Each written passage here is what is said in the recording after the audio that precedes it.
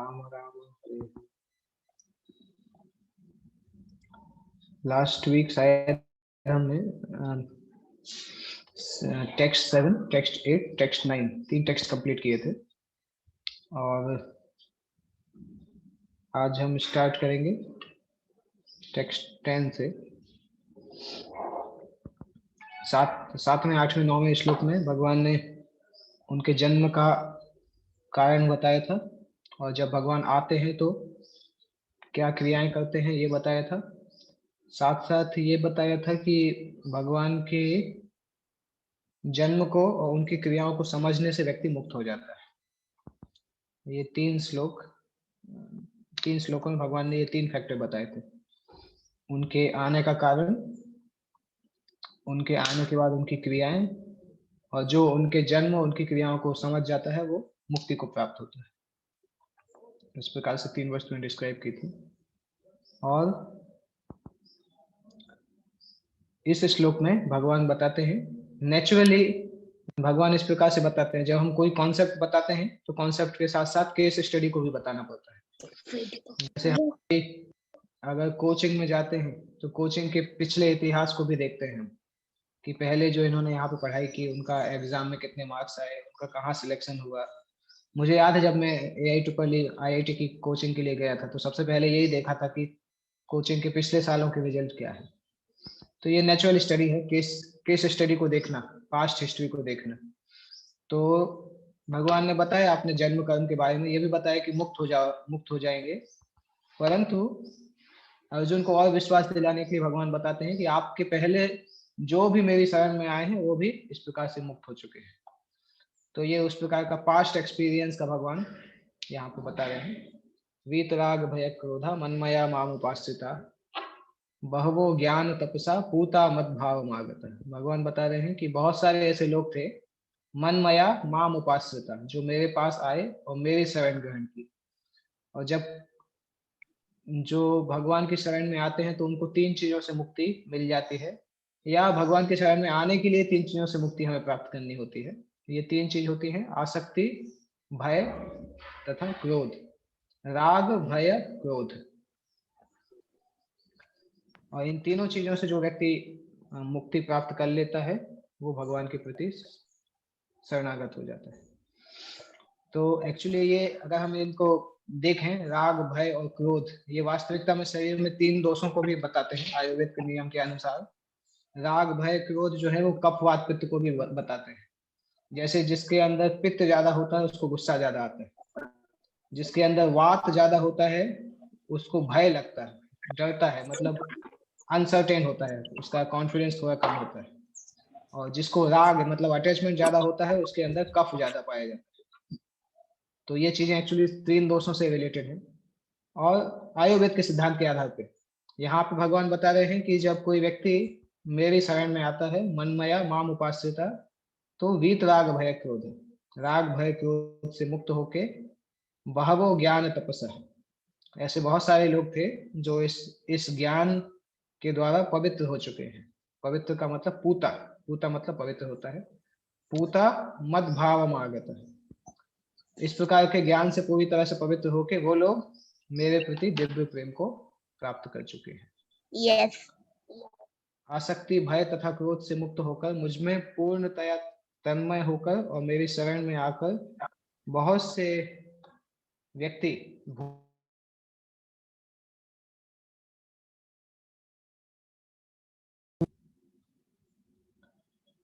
इस प्रकार से उन सबों ने मेरे प्रति दिव्य प्रेम को प्राप्त किया है। और इसका तात्पर्य में भी प्रभुपाद जी ने तीन चार बहुत अच्छे कॉन्सेप्ट डिस्कस किए हैं। एक तो पहला कॉन्सेप्ट है कि विषय में जो आसक्त व्यक्ति है वो उसको परम सत्य का स्वरूप समझना बहुत कठिन है। जिस व्यक्ति ने अपना इच्छा बनाया है कि भौतिक भोगों में उसको डूबे रहना है, तो उसको भगवान के बारे में बताने से भी व्यक्ति कभी सुनने की इच्छा नहीं करता है। जैसे आज सुबह ही हम लोग बुक डिस्ट्रीब्यूशन के लिए जब गए थे तो कुछ घरों में एक बहुत बड़ी सोसाइटी थी, तो वहां पे एक बंगले के अंदर गए हम लोग। तो जैसे ही उसके घर पे डोरबेल बजाया तो उसने अपने नौकर को भेजा और नौकर ने आके जोर से बोला कि डोरबेल मत बजाओ, पसंद नहीं है हमें। तो मुझे याद आया, एक्चुअली ऐसे बहुत सारे लोग रहते हैं, जब साधुओं को देख के वो भगवान के भक्तों को देख के उनको भगा देते हैं। एक बार एक व्यक्ति ने भक्त पुस्तक वितरण करने के लिए आया था, तो उस भक्त के ऊपर अपना कुत्ता छोड़ दिया था और कुत्ते ने आके भक्त का धोती पकड़ पकड़ के खींचा, ये सब। तो बहुत मुश्किल से भागता भागता घर के बाहर आया, जबकि ऐसा नहीं था कि वो बिना पूछे घुसा था या कुछ था, पर वो मालिक मालिक देख भी रहा था, परंतु मालिक इस प्रकार से राक्षसी प्रवृत्ति का था कि उसने सोचा कि थोड़ा मजा देखते हैं, मेरा कुत्ता इनको परेशान करेगा तो थोड़ा मजाक आएगा। मालिक हंस रहा था, कुत्ता भक्त के पीछे भाग रहा था, उसकी धोती पकड़ रहा था, मालिक हंस रहा था। तो सामान्यतः लोग जो विषय में आसक्त होते हैं, वो ना तो भगवान के भक्त को समझ सकते हैं, ना भगवान के सत्य को समझ सकते हैं, क्योंकि वो भौतिकतावाद में इतने लीन होते हैं कि उनको समझ पाना मुश्किल होता है कि परमात्मा कौन है और परमात्मा भगवान व्यक्ति भी हो सकते हैं कि नहीं। जैसे प्रहलाद महाराज भी बताते हैं कि जिन लोगों की इंद्रियां नियंत्रित नहीं है, चाहे वो कितनी भी मीटिंग्स करें, कॉन्फ्रेंस करें, मिथो विपत्ति तो ग्रह वृथान, वो लोग कभी भी भगवान को नहीं समझ पाते हैं। और सामान्यतः भौतिकतावादी लोगों को भगवान का एक रूप है, भगवान व्यक्ति के समान है, ये समझना उनके लिए और कठिन होता है, क्योंकि जब भी वो शरीर का सोचते हैं तो शरीर से संबंधित जो समस्याएं होती हैं, दुख होता है, उसको याद करके वो डर जाते हैं। उनको लगता है कि मुश्किल से ये शरीर छूटेगा। इसलिए आप देखेंगे कि मुक्ति बहुत लोग चाहते हैं, परंतु उनको भगवान की भक्ति के बारे में दिखाओ तो उनको लगता है नहीं नहीं, वहां भी तो शरीर होगा तो समस्या होगी। उनको ये समझ में नहीं आता है कि भगवान का शरीर जो है वो दिव्य है, और दिव्य शरीर में कभी भी इस प्रकार के भौतिक शरीर जैसे जन्म, मृत्यु, जरा, व्याधि नहीं आता।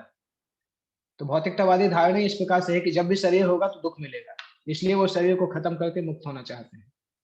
इसलिए वो कभी भी सेवा के बारे में सोच ही नहीं पाते हैं। भक्ति की सेवा, भक्ति करना, भगवान की सेवा करना, ये सब उनके दिमाग में नहीं आ पाता, क्योंकि वो भगवान के शरीर को हमारे शरीर जैसा समझते हैं और आध्यात्मिक शरीर को सामान्य जैसा समझते हैं, भौतिक शरीर जैसा समझते हैं। उनको आध्यात्मिक शरीर का कोई कॉन्सेप्ट ही नहीं पता है। तो इसलिए जब लोगों को भगवान के साकार रूप के विषय में बताया जाता है तो उनके मन में शरीर की यही धारणा बनी रहती है। ऐसे भौतिकतावादी पुरुषों के लिए विराट भौतिक जगत का स्वरूप ही परम तत्व है। फलस्वरूप वे परमेश्वर को निराकार मानते हैं। ऐसे लोग निराकार ब्रह्म को पूजा करते हैं, भगवान के साकार रूप को समझना उनको कठिन होता है। ऐसे भौतिकतावादी इसकी कल्पना तक नहीं कर पाते कि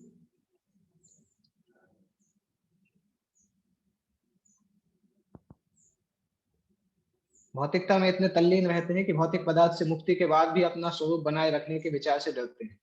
जब उन्हें यह बताया जाता है कि आध्यात्मिक जीवन भी व्यक्तिगत तथा साकार होता है, तो वे पुनः व्यक्ति बनने से भयभीत होते हैं। इसलिए वे निराकार शून्य में तदाकार होना पसंद करते हैं। इसलिए ये लोग शांति प्राप्त करने के लिए शून्य में जाना चाहते हैं। वो भक्ति को नहीं समझ पाते हैं और फिर सोचते हैं कि शून्य में जाएंगे तो शांति मिल जाएगी।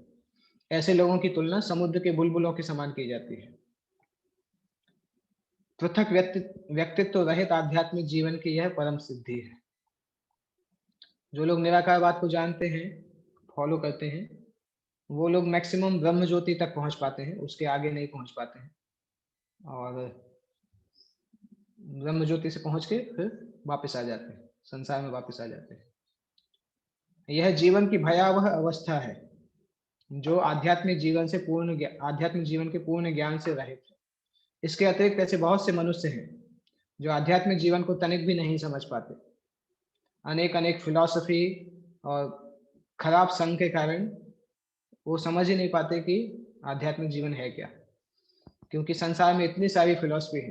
कोई बोल रहा है भगवान है नहीं, कोई बोलता है भगवान बूढ़े हो गए, कोई बोलता है शैतान ने भगवान को हरा दिया, कोई बोलते हैं कि हम लोग ही भगवान हैं, सभी भगवान हैं।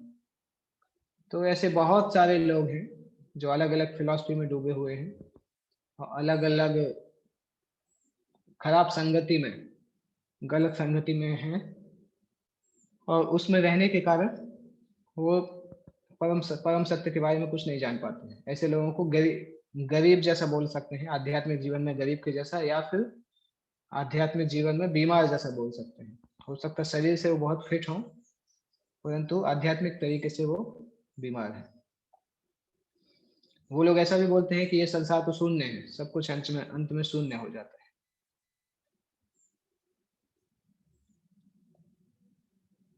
तो 3 प्रकार से भौतिक जगत की आसक्ति से छुटकारा पाना होता है।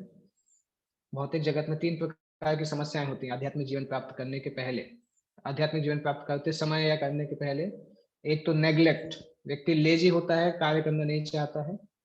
दूसरा होता है भगवान का साकार रूप, भगवान के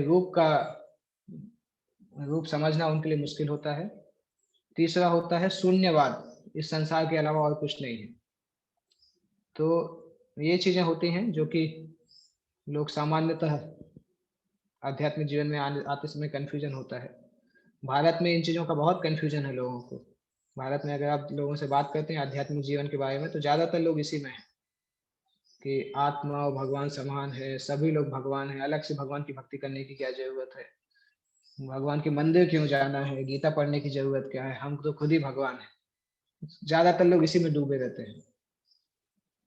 और इन तीनों में से एक में आता है वो, या तो नेग्लेक्ट, या साकार रूप का डर, या जीवन की हताशा से उत्पन्न शून्यवाद की कल्पना। और तीनों को दूर करने के लिए प्रामाणिक गुरु के शरण में जाना पड़ता है और भक्ति के नियमों का, भक्ति के सिद्धांतों का पालन करना होता है।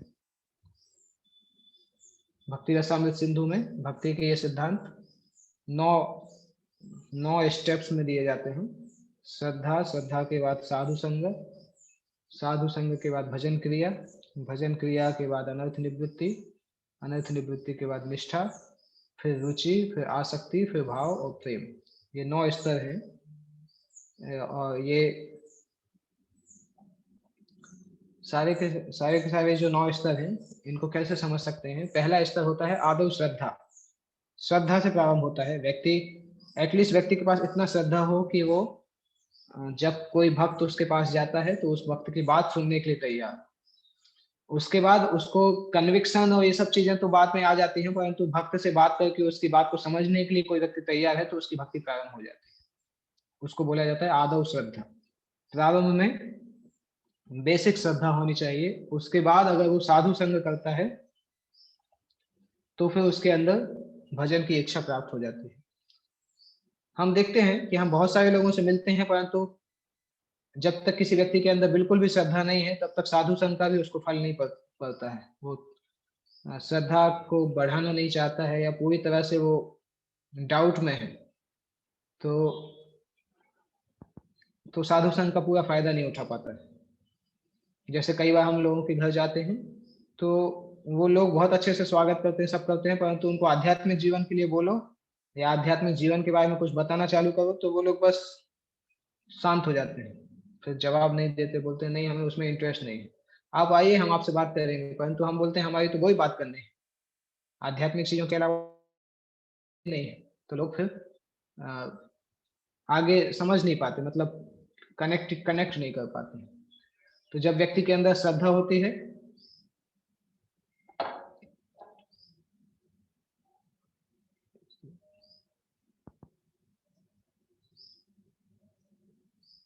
तभी वो साधु संग करता है।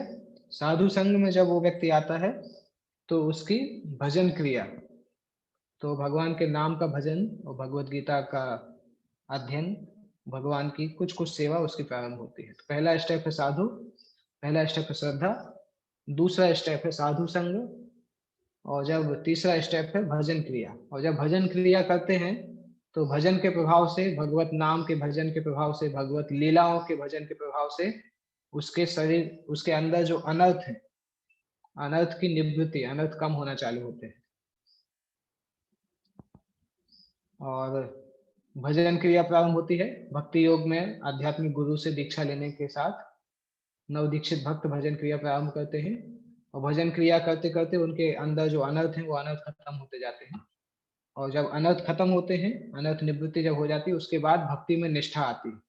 तो अभी हम लोग जो भक्ति कर रहे हैं वो वास्तविकता में निश्चित भक्ति नहीं है, ये भक्ति अनिश्चित भक्ति है, क्योंकि अभी तक हमारे अंदर अनर्थ नहीं निकले हैं, अभी हमारे अंदर सारे अनर्थ हैं। बाकी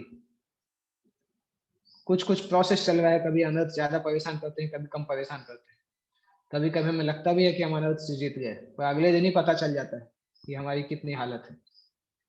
तो इसीलिए ये भजन क्रिया चलता रहता है, अनर्थ निवृत्ति भी चलता रहता है, और अगर व्यक्ति लंबे समय तक इसको करता है बहुत सिंसियरिटी के साथ, तब वो निश्चित भक्ति को प्राप्त करता है। और निश्चित भक्ति आने के बाद फिर व्यक्ति की प्रोसेस आसान हो जाती है, क्योंकि निश्चित भक्ति आने के बाद उसको भक्ति के कार्य करने में मजा आने लगता है, रुचि आने लगती है। रुचि इन द सेंस, अभी जैसे भगवान का नाम हम लेते हैं, तो अभी भगवान का नाम लेने में हमें कोई ज्यादा इंटरेस्ट नहीं आता, हम क्योंकि क्योंकि किसी ने बोला है, दीक्षा के समय गुरु ने बोला है या सीनियर्स ने बोला है, तो करना पड़ेगा। 16 माला कोई हम अपनी इच्छा से नहीं करते।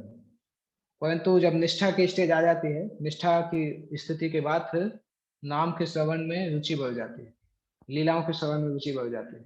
तो भगवत गीता क्लास 45 मिनट से आगे बढ़ने के बाद फिर नींद नहीं आती। अगर कोई व्यक्ति अगर रुचि के स्तर पे है, तो उसको अगर भागवत क्लास, गीता क्लास में बिठा दो, तो वो सुनता रहेगा 3 घंटे 4 घंटे, इस प्रकार से सुनता रहेगा।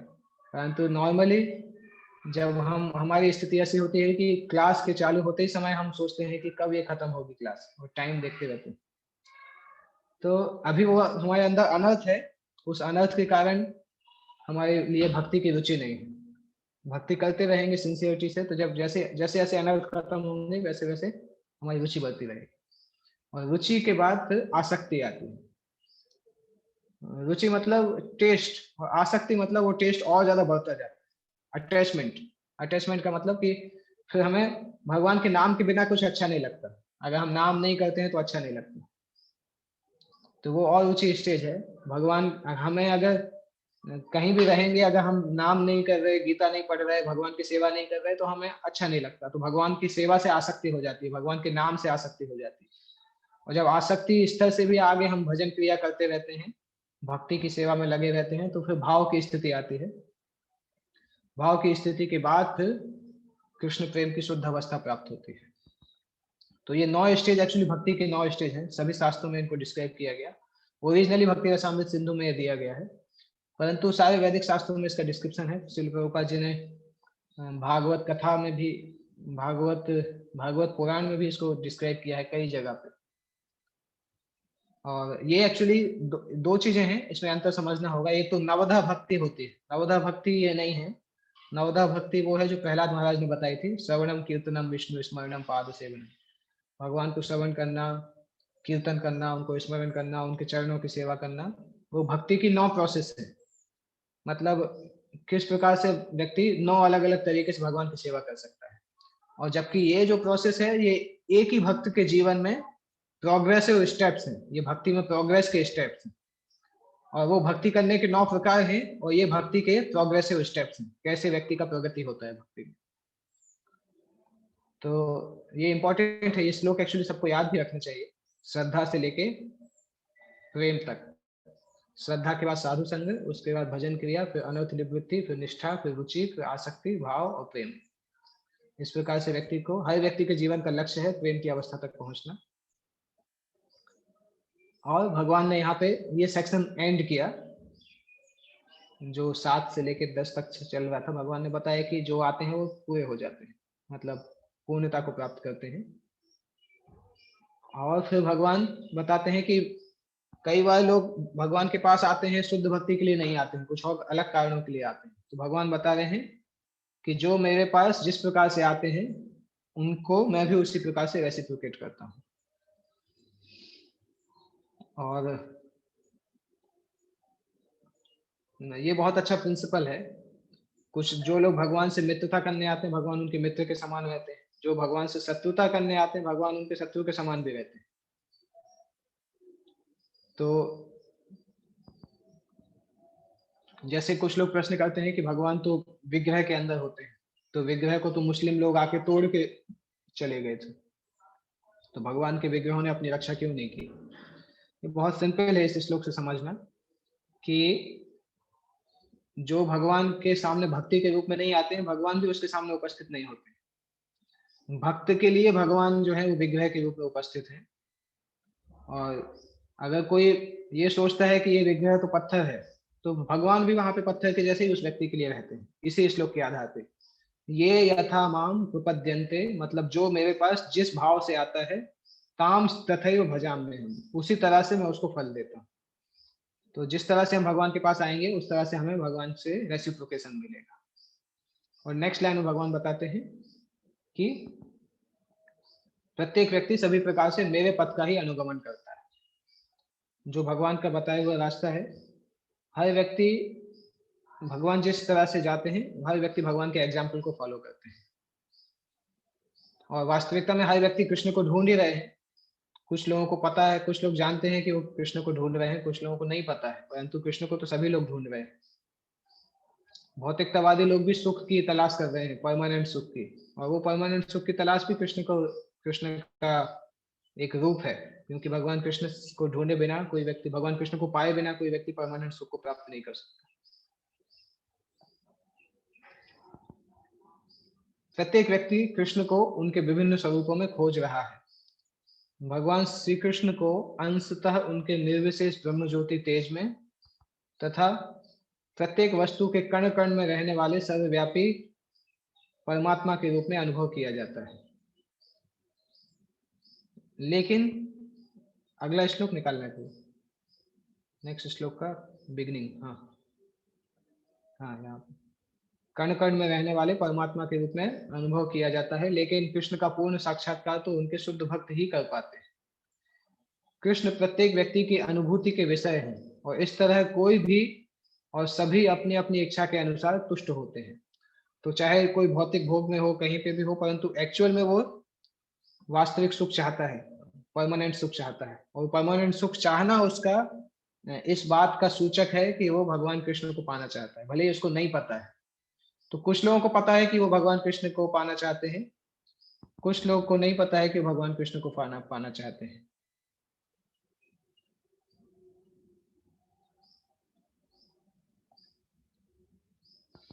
यहाँ पे प्रश्न है कि हर व्यक्ति मेरे रास्ते को पालन कर रहा है। इस सेंटेंस का ये मीनिंग हो सकता है कि भगवान कृष्ण ने बोला है कि कोई किसी भी रिलीजन को फॉलो करेगा, वो डायरेक्टली या इनडायरेक्टली भगवान कृष्ण की पूजा करता है, चाहे वो कोई भी नाम हो। और भगवान, हाँ ये बात ठीक है, भगवान यहाँ पे बता रहे चाहे वो कहीं भी जाए, कुछ भी फॉलो करे, अल्टीमेटली वो इनडायरेक्टली कृष्ण के पास आ रहा है। परंतु भगवान इनडायरेक्टली बुलाना नहीं चाहते, क्योंकि इनडायरेक्ट प्रोसेस बहुत लंबा है। और कई बार ये केवल उन रिलीजन्स की बात है जो कि प्रामाणिक है, मतलब जो कि एटलीस्ट भगवान के पास जाने वाले हैं। क्योंकि बहुत सारे आजकल बनाए हुए रिलीजन है जो कि बोलते हैं भगवान तो है ही नहीं, मेरे पास आओ। बोगस रिलीजन की बात नहीं होती यहाँ पे। और क्योंकि भगवान 7वें अध्याय में बताएंगे कि भजंती अविधि पूर्वकम, जो लोग दूसरे के पास जाते हैं वो भी मेरी पूजा करते हैं, परंतु अविधि पूर्वकम, सही तरीके से नहीं करते, गलत तरीके से करते हैं। और भगवान चाहते हैं कि लोग डायरेक्टली उनकी शरण में आए, उनकी समर्पण करें। इसलिए लोग, जब हम Bhagavad Gita as it is को हम जब बताते हैं, तो लोग उसको ऑब्जेक्ट करते हैं, बोलते हैं आपका जो भगवत गीता है वो वास्तविकता में एज इट इज जैसा नहीं है, क्योंकि आप हर जगह कृष्ण के बारे में बताते हैं। उनको कौन बताए कि भगवत गीता में कृष्ण ने ही अपने बारे में हर जगह बताया। और चूंकि इसके पहले इतनी सारी गीता गलत लिखी जा चुकी है कि जब इस सही गीता को बताया जाता है तो लोग बोलते हैं आपकी गीता गलत है, बाकी सब गीता सही है। उनसे पूछो कि बाकी गीता में क्या लिखा है, तो बोलते हैं उसमें तो कृष्ण का कुछ मतलब नहीं है, कृष्ण का मतलब है डिवाइन कॉन्शियसनेस। एक भगवत गीता थी, तो उसमें कृष्ण उवाच जहाँ पे रहता है, तो उसमें लिखते ही नहीं है कि भगवान कृष्ण ने बोला, बोलते हैं द डिवाइन कॉन्शियसनेस वाइब्रेटेड। तो इस प्रकार से लोग गीता का मिस इंटरप्रिटेशन करते हैं, और जब प्रामाणिक भगवत गीता उनके पास जाती है तो उनको समझ में नहीं आती। तो इसलिए प्रभुपाद बताते थे कि ये भगवत गीता यथारूप जो है, इसकी बहुत बहुत आवश्यकता है संसार में, क्योंकि भगवत गीता के नाम पे लोग अपना मन की बात बोल रहे हैं, अपनी गीता बोल रहे हैं। एक कोई किसी ने लिखी भी इस प्रकार से, देवदत्त पटनायक ने एक पुस्तक लिखी है माई गीता। उसने बोला था कि जब रामानुजाचार्य और ये सब लोग अपनी अपनी कमेंट्री लिख सकते हैं, तो मैं भी गीता लिख सकता हूँ। तो उसने अपनी गीता लिखी, गीता के ऊपर सारी कमेंट्री दी, उसका नाम है माई गीता। उसका नाम भगवत गीता नहीं रखा, उसने माई गीता रखा। तो ऐसे लोग, पागल लोग, मूर्ख लोग जो हैं, वो भगवत गीता पे कमेंट्री करते हैं और अपने मन की बात बोलते हैं, गीता की बात नहीं बोलते। और चूंकि मार्केट में इतनी सारी गीता भर चुकी है कि लोगों को यथारूप गीता जब देते हैं तो उनको समझ में नहीं आता कि इस गीता में इस प्रकार से क्यों लिखा हुआ है, क्योंकि उनके अंदर इतना कचरा रखा हुआ है। परंतु भक्त लोग के संपर्क में रहने से व्यक्ति धीरे धीरे समझ जाता है कि क्या वास्तविकता है। तो कृष्ण प्रत्येक व्यक्ति की अनुभूति के विषय हैं, और कोई भी और सभी अपनी अपनी इच्छा के अनुसार तुष्ट होते हैं। दिव्य जगत में भी कृष्ण अपने शुद्ध भक्तों के साथ दिव्य भाव से विनिमय करते हैं, जिस तरह से भक्त उन्हें चाहता है। भगवान के धाम में भी भगवान इस सिद्धांत को पालन करते हैं। जो भक्त कृष्ण को स्वामी के रूप में चाहता है, उसको भगवान स्वामी के रूप में मिलते हैं। कोई उनको सखा के रूप में चाहता है, कोई पुत्र के रूप में, कोई प्रेमी के रूप में, और सभी को भगवान उसके आधार पे उसको फल देते हैं। तो भौतिक जगत में भी भगवान इस प्रकार से करते हैं, आध्यात्मिक जगत में भी भगवान का इस प्रकार से संबंध होता है। और जो भगवान को निराकार रूप में पूजते हैं, उनको भगवान ब्रह्म ज्योति में भी पहुंचाते हैं, उनको ब्रह्म ज्योति के तेज में लीन हो जाते हैं। वो भी भगवान ही अरेंज करते हैं। ऐसे निराकारवादी सच्चिदानंद भगवान को नहीं मानते क्यों, और वो अपने अस्तित्व को मिटा के भगवान के दिव्य गुण की भक्ति के आनंद को प्राप्त नहीं कर पाते। तो वो ब्रह्म ज्योति में जाते हैं और बहुत सालों के बाद फिर से भौतिक संसार में आ जाते हैं और फिर यहाँ पे सकाम कर्म करने लगते हैं। परंतु बहुत अच्छा है, अगर हमारे अंदर कोई इच्छा भी है, कुछ भी है, तब भी भगवान के पास जाना सबसे अच्छा है। इसमें भागवतम दूसरे स्कंद का 3 अध्याय का ये श्लोक कोट किया गया है। अकाम सर्व काम होगा मोक्ष काम उदारधि तीव्रेण भक्ति योगेन यजेत पुरुषं पदम। चाहे कोई व्यक्ति के पास कोई भी काम, कोई भी इच्छा नहीं हो, निष्काम हो, वो अकाम हो, सर्व काम होगा, चाहे उसके पास सभी इच्छाएं हो, और मोक्ष काम और उदारधि,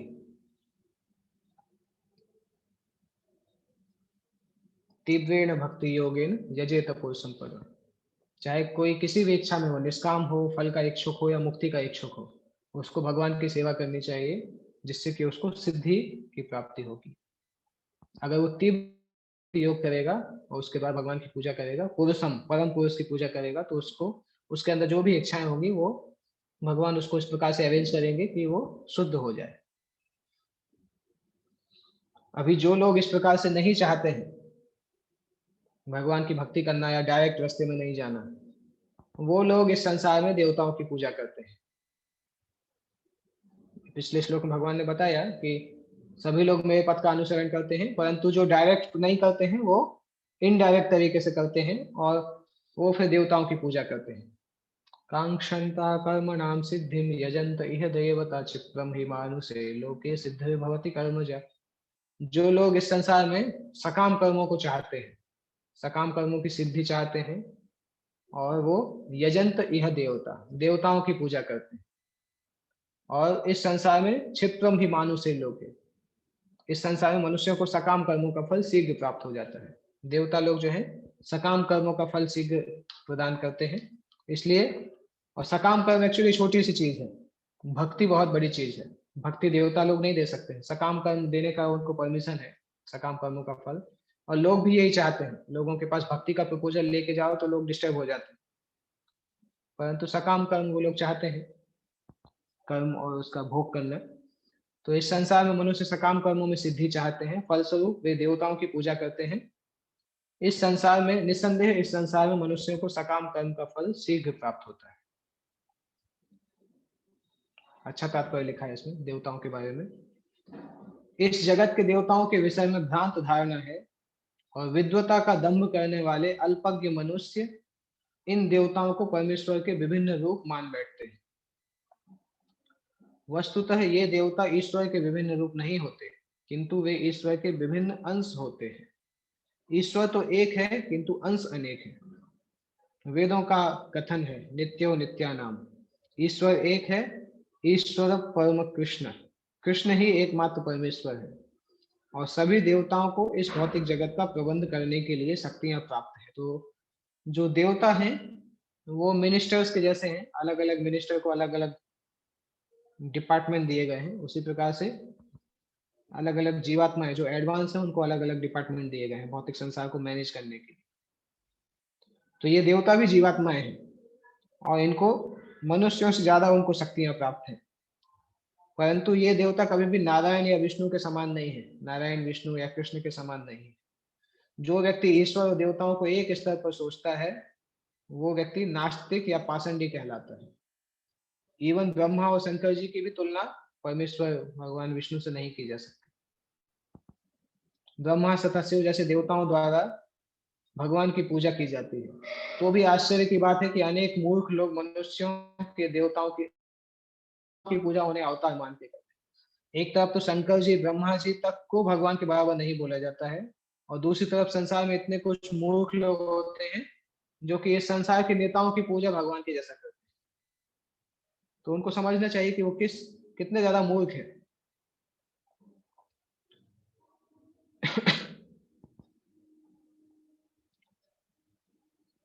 नारायण विष्णु या कृष्ण इस संसार के नहीं हैं, वो भौतिक सृष्टि से परे रहने वाले हैं। इवन शंकराचार्य जी ने भी बताया है, नारायण परा अव्यक्तात्, नारायण इस भौतिक संसार से परे है, इस भौतिक संसार के हिस्सा नहीं है। परंतु जो लोग मूर्ख होते हैं, जिनका ज्ञान भौतिक भोग की इच्छाओं ने हर लिया है, वो लोग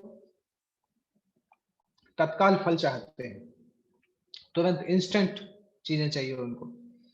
इसलिए वो लोग देवताओं की पूजा करते हैं, परंतु जो उनको फल मिलते हैं वो फल क्षणिक होते हैं, और वो फल जो है कम बुद्धिमान लोगों के लिए है। जो वास्तविकता में बुद्धिमान है वो तो कृष्ण भक्ति में स्थिर होता है, क्योंकि कृष्ण भक्ति करने से जो फल मिलेगा वो परमानेंट होगा, और देवताओं की पूजा करने से जो फल मिलेगा वो संसार खत्म होने के साथ साथ खत्म हो जाएगा, क्योंकि देवता खुद भी मुक्त नहीं है, तो फिर देवता अपने भक्तों को कैसे मुक्त कर सकते हैं। जो देवताओं की पूजा करते हैं वो देवताओं के लोक में जाएंगे, परंतु देवता भी, संसार जब विनाश होता है तो देवताओं का विनाश हो जाता है। तो ये भौतिक संसार तथा इसके निवासी जिसमें देवता भी हैं, उनके पूजक भी हैं, ये सभी संसार ये समुद्र में बुलबुले के समान है, कुछ समय रहेंगे फिर चले जाएंगे। और तब भी मानव जो है वो इतनी क्षणिक वस्तुओं के पीछे पड़ा रहता है और कृष्ण भक्ति में रुचि नहीं दिखाता है। तो इसके बाद फिर भगवान बता रहे हैं कि किस प्रकार से लोगों को उनकी शरण में लाया जाए, उसका क्या एक प्रामाणिक पद्धति है, ये भगवान अगले श्लोक को बताते हैं। और ये श्लोक भगवत गीता में बहुत इंपॉर्टेंट श्लोक में आता है, 13 नंबर का श्लोक। इसमें भगवान बताते हैं कि वर्णाश्रम सिस्टम क्या है और भगवान ने क्यों उसकी रचना की है। आप में से कई लोगों को ये श्लोक याद भी होगा, क्योंकि ये श्लोक भगवत गीता का महत्वपूर्ण श्लोक है, कई बार इस श्लोक का डिस्क्रिप्शन आता है। चातुर्वर्ण्यं मया सृष्टं गुणकर्म विभागशः तस्य कर्तारम् अपि मां विद्य कर्तारम् अव्ययम्। भगवान बता रहे चातुर्वर्ण्य मया सृष्टम, मानव शरीर के, मानव समाज के 4 विभाग मेरे द्वारा बनाए गए हैं, और ये गुण और कर्मों के आधार पर इनको विभाजित किया गया है। 4 वर्ण और 4 आश्रम जो है वो जन्म के आधार पर विभाजित नहीं है, गुणों के आधार पे और कर्मों के आधार पे विभाजित उनको किया गया है। इसीलिए प्रभुपाद जी बताते थे कि पायलट का बेटा पायलट नहीं हो सकता है, हाई कोर्ट जज का बेटा हाई कोर्ट जज नहीं बन सकता है, उसको उसकी क्वालिफिकेशन मैच करनी होगी, क्योंकि वर्णाश्रम जो बनाया गया है वो गुण कर्म के आधार पर बनाया गया है, जन्म और कर्म के आधार पर नहीं बनाया गया। और भगवान बता रहे हैं यद्यपि मैंने इसको बनाया है, परंतु तब भी मैं इसके द्वारा बाधित नहीं हूं। अव्यय अकर्ता तस्य कर्तारम् अपि मां विद्य कर्तारम् अव्ययम्। मैंने इसको बनाया है, परंतु इसको बनाने के बाद भी मैं इसका अकर्ता हूं, क्योंकि भगवान को बनाने के लिए खुद मेहनत करने की जरूरत नहीं होती। इस संसार में हम अगर कोई चीज बनाते हैं तो खुद बहुत परिश्रम करना पड़ता है, जबकि भगवान को कोई परिश्रम नहीं करना पड़ता है। भगवान की इतनी सारी शक्तियां हैं, परस्य शक्ति विविधैव श्रूयते, इतनी शक्तियां हैं कि भगवान उन शक्तियों के द्वारा ऑटोमेटिकली सारे कार्य संपन्न होते हैं। तो इसलिए भगवान सृष्टा भी है परंतु अकर्ता भी है। भगवान प्रत्येक वस्तु के सृष्टा है, प्रत्येक वस्तु उनसे उत्पन्न है, उनके ही द्वारा पालित है और प्रलय के बाद उन्हीं में समा जाती है। इसलिए वे वर्णाश्रम व्यवस्था के सृष्टा है। जिसमें सर्वप्रथम बुद्धिमान मनुष्यों का वर्ग आता है, जो सतोगुणी होने के कारण ब्राह्मण कहलाते हैं। आजकल वर्णाश्रम को बहुत डेमोनाइज किया जाता है, मतलब लोग बोलते हैं वर्णाश्रम जाति प्रथा है और इसको खत्म हो जाना चाहिए, परंतु वर्णाश्रम भगवान के द्वारा बनाया हुआ सिस्टम है। वर्णाश्रम का जो बिगड़ा हुआ सिस्टम है वो जाति प्रथा कहलाती है। वर्णाश्रम का डिस्क्रिप्शन इस तात्पर्य में आता है, जो कि सबसे बुद्धिमान लोग हैं वो सतोगुण में होते हैं, इसलिए वो ब्राह्मण कहलाते हैं।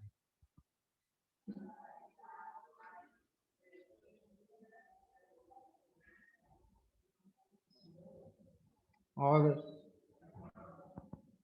जो रजोगुण में होते हैं वो क्षत्रिय कहलाते हैं। द्वितीय वर्ग प्रशासक वर्ग है, वो क्षत्रिय कहलाते हैं। और उसके बाद तीसरे नंबर जो है वैश्य, वो रजोगुण और तमोगुण के मिश्रण से है। उसके बाद जो शूद्र है वो तमोगुण में पाए जाते हैं। तो ब्राह्मण सत्वगुण में, क्षत्रिय रजोगुण में, वैश्य रजो और तमोगुण के मिक्सचर, और शूद्र तमोगुण में। वो मानव समाज के इन 4 विभागों की सृष्टि भगवान के द्वारा की गई है। भगवान इसमें से किसी विभाग में नहीं आते हैं, यद्यपि वो इनके सृष्टा हैं, परंतु इनमें से किसी विभागों में नहीं आते हैं। यहाँ पे एक प्रश्न आया है कि भगवान वर्णाश्रम के बारे में इस देवताओं की पूजा करने वाले श्लोक की बात क्यों बता रहे हैं? क्या भगवान ये बताना चाहते हैं कि इंटेलिजेंट लोग मेरी पूजा करते हैं 4 डिवीजन के द्वारा और बुद्धि प्राप्त करते हैं?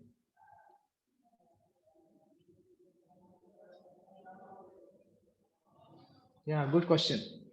इसके जस्ट पहले वाले श्लोक में भगवान ने बताया है कि 11 नंबर श्लोक में भगवान बताया था कि जो मेरे पथ का अनुसरण करते हैं वो मेरे पास आते हैं, सभी लोग मेरे पथ का अनुसरण करते हैं। और 12 नंबर में बताया कि जिनकी बुद्धि कमजोर होती है वो देवताओं के पास जाते हैं।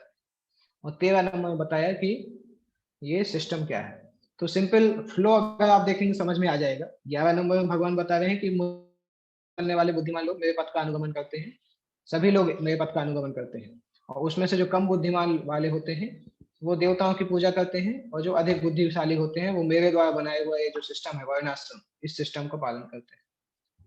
इसलिए श्रील प्रभुपाद का भी एक विजन था कि किस प्रकार से सोसाइटी को वर्णाश्रम में डिवाइड किया जाए। प्रभुपाद जी ने बहुत सारे मॉर्निंग वॉक कन्वर्सेशन में इस चीज को इम्फेसाइज किया कि जब तक सोसाइटी को वर्णाश्रम में हम डिवाइड नहीं करेंगे तब तक कृष्ण भक्ति का प्रचार भी उतना स्ट्रांग नहीं हो पाएगा। अभी भी हम देख रहे हैं उसका असर। अभी हम भक्ति का प्रचार करते हैं परंतु सभी लोग उसको स्वीकार नहीं कर पाते, क्योंकि लोगों की लाइफ स्टाइल इतनी ज्यादा जटिल है कि इतनी जटिल लाइफ स्टाइल के कारण लोग भक्ति को पूरी तरह से स्वीकार नहीं कर पाते हैं। अभी आप देखिए मॉडर्न टाइम में लोगों का जॉब का जो शेड्यूल है, अलग अलग शिफ्ट चलती हैं, 12 घंटे 14 घंटे जॉब। तो जब वो घर लौट के आते हैं तो ऐसा लगता है जैसे उनका पूरा एनर्जी जा चुका है, खत्म हो चुका है। तो वो लोग फिर भक्ति में थोड़ा बहुत कर पाते हैं, 16 माला करना भी कठिन होता है। इसलिए वर्णाश्रम जो पद्धति है वो नेचुरली हमें प्रदान की गई भगवान के द्वारा, जिससे कि व्यक्ति भक्ति में आगे बढ़ सके। यस, किसी ने अपना हाथ उठाया है, प्रश्न पूछ सकते हैं, अनम्यूट करके प्रश्न पूछ सकते हैं। नाम इसमें किसी का लिखा नहीं है, 423E8318 उन्होंने हाथ उठाया है। अगर आपको कोई प्रश्न है तो पूछ सकते हैं, या फिर इस क्लास के बाद पूछ सकते हैं, सेशन के बाद।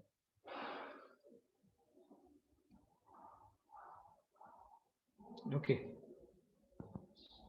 तो प्रभुपाद के जो हम कन्वर्सेशंस देखते हैं स्पेशली 1975 से लेकर 77 के बीच में, उसमें प्रभुपाद जी ने बहुत बार एम्फेसाइज किया कि वर्णाश्रम को स्थापित करना है, फार्म कम्युनिटीज को स्थापित करना चाहिए, और अपना भोजन खुद उगाना चाहिए, और गाय का पालन और शुद्ध भोजन करना, और इकोनॉमिक डेवलपमेंट जो है ये समाज का उसको त्याग करना, और शुद्ध वैदिक व्यवसाय पे फोकस करना। ये सारी चीजें प्रभुपाद जी चाहते थे, एम्फेसाइज कई बार एम्फेसाइज किया, प्रभुपाद जी चाहते थे कि इस्कॉन के फॉलोअर्स उसको करें, क्योंकि जब हम वर्णाश्रम में रहते हैं तो नेचुरली भक्ति की प्रोसेस आसान हो जाती है, क्योंकि हमें भौतिक समाज से कुछ लेना देना नहीं है, और अपने कार्यों के द्वारा हम भगवान की सेवा कर सकते हैं।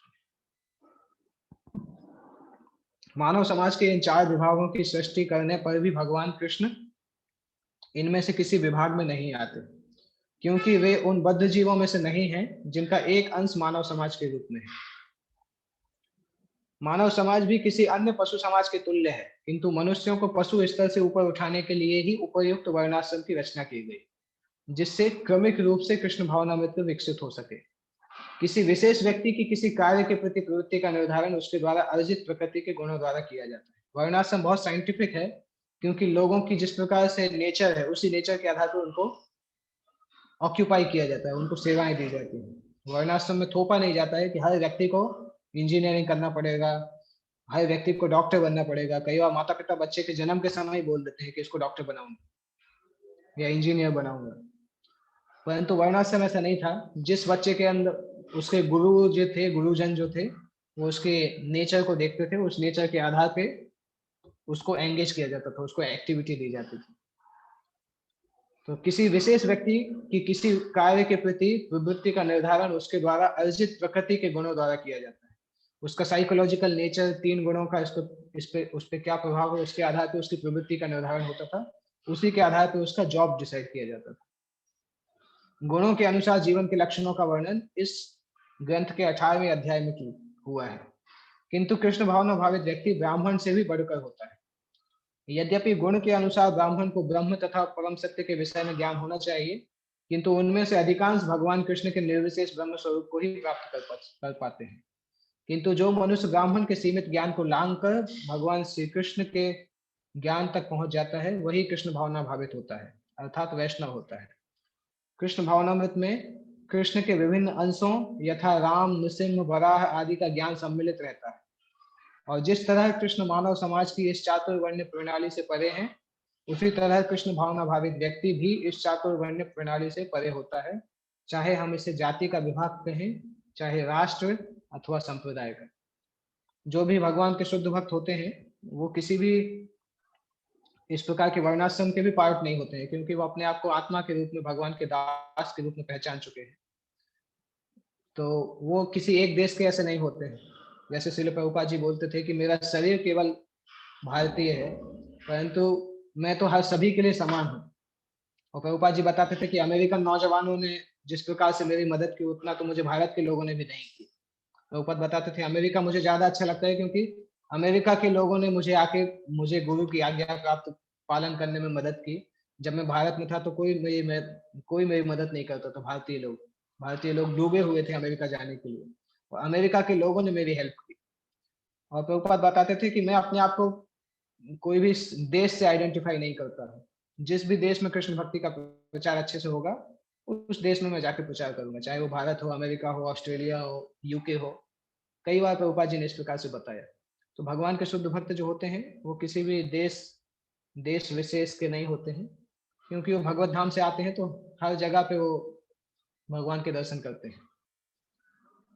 तो जिस प्रकार से भगवान वर्णाश्रम में नहीं है, उसी प्रकार से शुद्ध भक्त भी वर्णाश्रम में नहीं आते, वर्णाश्रम से ऊपर आते हैं। परंतु शुद्ध भक्त ऐसे बहुत कम पाए जाते हैं। सामान्यतः व्यक्ति को वर्णाश्रम में रह के अपनी क्रियाओं के आधार पर कार्य करके, अपने नेचर के आधार पर कार्य करके भगवान की भक्ति को प्राप्त करना चाहिए। इसका अगला श्लोक इंपॉर्टेंट है, हम नेक्स्ट वीक उसको डिस्कस करेंगे। अगले श्लोक में बता रहे हैं कि ये भी फेमस श्लोक है कि मुझे कोई भी कर्म नहीं बांधते हैं, ना तो मुझे कोई कर्म के फल को भोगने की इच्छा होती है। भगवान अपने बारे में बता रहे हैं कि मुझे कोई कर्म बांध भी नहीं पाते हैं, और कर्म के फल भोगने की भी मुझे कोई इच्छा नहीं होती है। ऐसा जो मेरे बारे में जानते हैं, उनको भी कर्म के फल बांध नहीं पाते हैं। अच्छा श्लोक है वो, उसका तात्पर्य भी बहुत अच्छा है। तो नेक्स्ट वीक हम इसको करेंगे। श्लोक संख्या 14, 4.14। किसी को कोई प्रश्न पूछना है तो पूछ सकते हैं, कोई क्वेश्चन अगर है तो।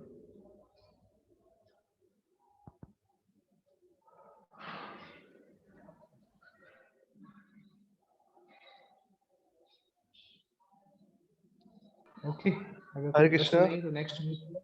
हरे कृष्णा। यस क्वेश्चन था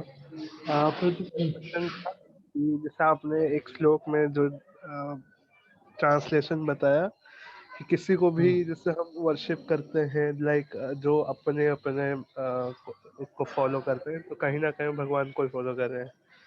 देन हाँ फिर हम ऐसा क्यों कहते हैं? अब जब भगवान भी ये भी तो कहते हैं कि जो मुझे पूजा करता है वो मेरे ही धाम पे लौट के आएगा। देन लाइक अगर कोई अल्लाह वगैरह उनको पूजा करते हैं या फिर कोई क्योंकि कहीं ना कहीं से तो भगवान की आराधना कर रहे हैं ना। ये चीज भी कह रहे हैं फिर वो चीज भी कह रहे हैं, तो कैसे समझेंगे इन दोनों चीजों को एक साथ में? दोनों का अलग अलग कॉन्टेक्स्ट है। वो वाला श्लोक जो भगवान ने बोला है कि जो मेरी पूजा करेगा मेरे धाम में आएगा, उसमें भगवान ने इनडायरेक्ट पूजा नहीं लिखा है, उसमें भगवान ने डायरेक्ट पूजा लिखा हुआ है। 7वें अध्याय में आता है वो। मतलब सेल्फ स्टैंड मतलब वो डायरेक्टली भगवान कह रहे कि मुझे ही करना है, it is form of the हाँ कृष्ण। हाँ। और ओके। एक्चुअली अगर कोई अल्लाह की भी पूजा कर रहा है तो सबसे पहले देखना होगा कि अल्लाह के नियमों का भी पालन कर रहा है क्या। प्रभुपाद जी ने बोला था कि मैं ऐसा नहीं कि क्रिश्चियन को हिंदू बनाने के लिए आया हूँ, मैं क्रिश्चियन में से अच्छा वास्तविक क्रिश्चियन बनाने आया हूँ, मुस्लिमों में से वास्तविक मुस्लिम बनाने आया हूँ। जो लोग अभी बोलते हैं, जैसे प्रभुपाद बताते थे कि क्रिश्चियन से जीसस ने बोला कि आपको किसी को मारना नहीं चाहिए, परंतु उन्होंने सबसे पहले जीसस को ही मारा। तो कैसे जीसस के फॉलोअर्स हैं? प्रभुपाद बोलते थे कि जीसस ने उनको उनको बोला दाउ शैल नॉट किल, आपको किसी को मारना नहीं चाहिए, और सबसे पहले उन्होंने जीसस से ही शुरुआत की, उनको ही पकड़ के मार डाला। तो फिर कैसे कोई बोल सकता है कि वो जीसस के फॉलोअर है?